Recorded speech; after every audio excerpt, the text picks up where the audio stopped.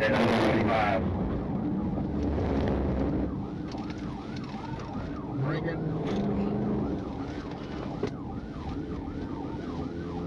Bringing, get back on the interstate, trying to tell.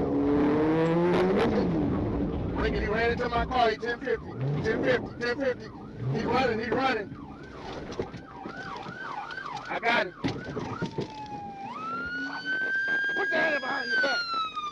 The rider, later identified as Gabriel Luis Rivera, was not just some thrill-seeking motorcyclist, he was an active-duty U.S. Army soldier stationed at Fort Stewart.